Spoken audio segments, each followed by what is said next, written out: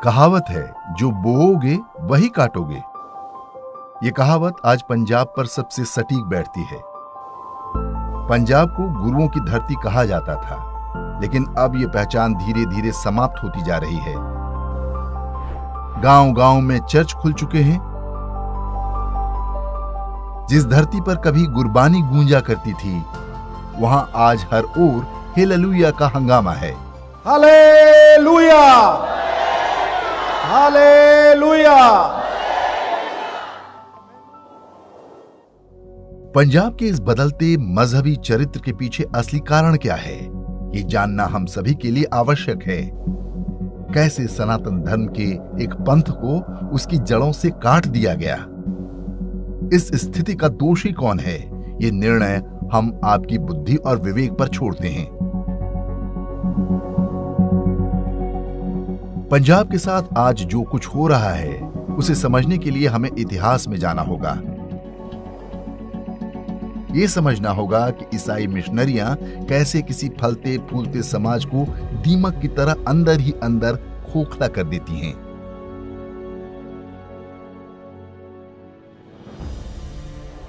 वर्ष 1882 एक अंग्रेज अफसर पंजाब का डिप्टी कमिश्नर बना। नाम था मैक्स आर्थर मैक्लीफ। उसे थोड़ा बहुत गुरमुखी का भी ज्ञान था। ये 1857 के स्वतंत्रता संग्राम के बाद का समय था। इससे मात्र 2 दशक पहले तक ही महाराजा रणजीत सिंह ने अंग्रेजों को पंजाब में नाकों चने चबवाए थे।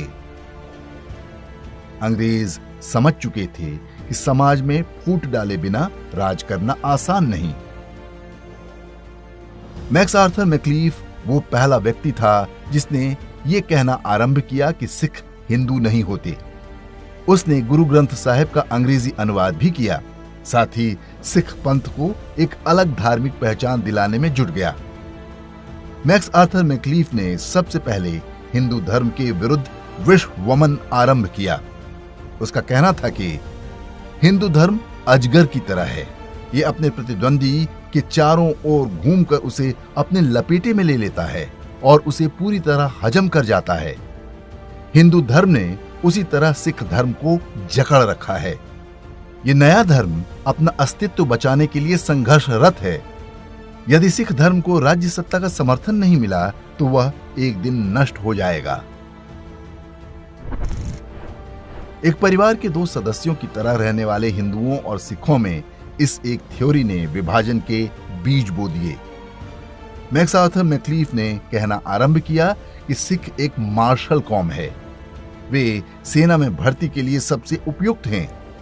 उसने पंजाब में सेना की नौकरी में सिखों के लिए आरक्षण लागू कर दिया।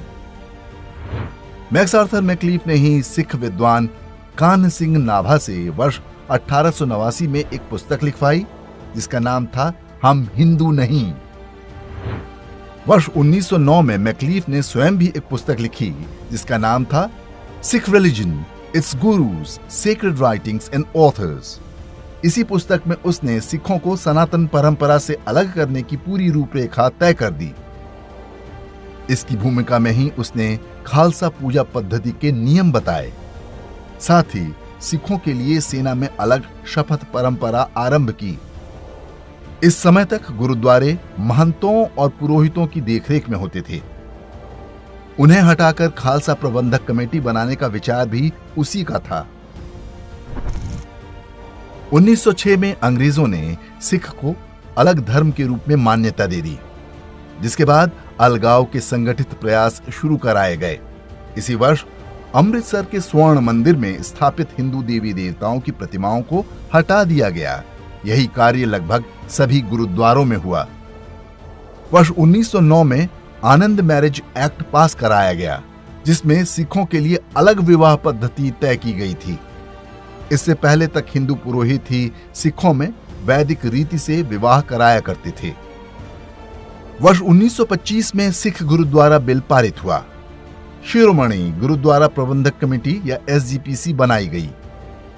इसके बाद धीरे धीरे गुरुद्वारों में महंतों पर तरह तरह के आरोप लगाकर उन्हें हटाने का अभियान आरंभ हो गया। कई संत महंतों के साथ मारपीट और यहां तक कि हत्याएं भी हुई। वर्ष 1945 में एसजीपीसी की देखरेख में एक आचार संहिता बनाई गई जो तय करती है कि कौन सिख है और कौन नहीं। इसे रहत मर्यादा के नाम से जानते हैं। इसका पूर्ण रूपेण उद्देश्य सिखों को सनातनी परंपरा से अलग करना था। कहा गया कि सिख धर्म में मूर्ति पूजा प्रतिबंधित है और वे केवल एक पुस्तक गुरु ग्रंथ साहिब में ही आस्था रखते हैं। इस तरह से सिखों को सिद्धांत रूप से अब्राहमिक मजहबों के साथ खड़ा कर दिया गया। यह ध्यान रखा गया कि सिख पंथ की परंपराओं में अधिक से अधिक फारसी भाषा का प्रयोग हो। एसजीपीसी के तत्वावधान में सिख इतिहास को नए सिरे से लिखा गया। स्वर्ण मंदिर की नींव एक मुसलमान के हाथों रखवाने और गंगू बामन जैसी नकली कहानियां गढ़ी गईं। इससे पहले इन बातों का कहीं कोई प्रमाण नहीं मिलता। गुरु गोविंद सिंह जी की वाणी दशम ग्रंथ में चंडी दीवार को मिलावट घोषित कर दिया गया। ये दुर्गा सप्तशती पर आधारित था। इसी तरह गुरु गोविंद सिंह जी की वाणी विचित्र नाटक को भी खारिज कर दिया गया। इसमें हिंदू समाज पर मंडरा रहे संकटों की बात की गई है। वीर हकीकत राय, भाई सतीदास, भाई मतीदास और भाई दयाल आदि के बलिदानों को सिखों का बलिदान बताकर प्रचारित किया गया, जबकि इनके वंशज आज के समय में भी हिंदू हैं। यही काम कश्मीर के राजा गुलाब सिंह के सेनापति और भारत का नेपोलियन कहे जाने वाले जनरल जोरावर सिंह के साथ किया गया। उन्हें सिख बताया जाने लगा, जबकि वे डोगरा राजपूत थे और उनके वंशज आज भी हिमाचल प्रदेश में रहते हैं। बंदा बहादुर, जिनका उस समय तख्त खालसा बनाकर विरोध किया गया, मुगलों से मिलकर उन्हें पकड़वा दिया गया था। एसजीपीसी उन पर भी अपना दावा करने लगी। गुरु गोविंद सिंह जी द्वारा स्थापित निर्मल अखाड़े को सिख इतिहास से ही खारिज कर दिया गया, क्योंकि यह संस्कृत और वेदांत के प्रचार प्रसार के लिए बनाया गया था। तो मैक्आर्थर मैक्लीफ ने जिस अलग खालसा सिख पंथ की कल्पना की, वास्तव में उसका गुरुओं की शिक्षा से कोई लेना देना नहीं था। आज हम जो कट्टरपंथी सिख पंथ देखते हैं, एक तरह से उसका संस्थापक मैक्लीफ ही है। स्वयं को पूरी तरह परिभाषित करना और दूसरों को खारिज कर देना अब्राहमिक परंपरा का हिस्सा है। सनातन मूल्यों में किसी समुदाय को परिभाषित करने का कोई दबाव नहीं होता। हमारे यहाँ दो पंथों या विचारधाराओं के बीच धुंधली विभाजन रेखा हो सकती है, हम इसके साथ ही सहज होते हैं। आज भी बड़ी संख्या में पंजाबी हिंदू गुरुद्वारों में जाते हैं। इसी तरह वैष्णो देवी जैसे मंदिरों में सिख भक्तों की अच्छी खासी संख्या होती है। इसका एक और उदाहरण गुरु नानक देव के पुत्र बाबा श्रीचंद द्वारा स्थापित उदासीन अखाड़ा है। ये लोग सनातन धर्म को मानते हैं और पंच तत्वों की पूजा करते हैं। गुरु ग्रंथ साहिब में हरि शब्द 8000 से भी अधिक बार प्रयोग किया गया है। इसी तरह राम का नाम 2500 से अधिक बार आता है।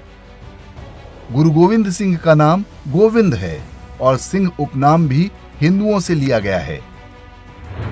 हास्यास्पद बात यह है कि खालिस्तानी इन बातों को अपने खोखले तर्कों से झुठलाने का प्रयास करते हैं। वे कहते हैं कि ये वो राम नहीं, वो कृष्ण नहीं, वो चंडी नहीं। यहां तक कि उनके अनुसार देह शिवावर मोहि इह में शिव भी वो नहीं है।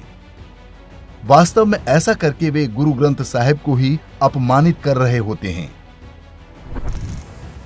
हिंदू और सिख पंथ पहले मुगलों और बाद में अंग्रेजों से मिलकर लड़े। विभाजन के समय दोनों ही समुदायों ने इस्लामी बर्बरता झेली, लेकिन मैक्लीफ ने विभाजन का जो बीज बोया था वह अंदर ही अंदर अपनी जड़ें जमाता गया।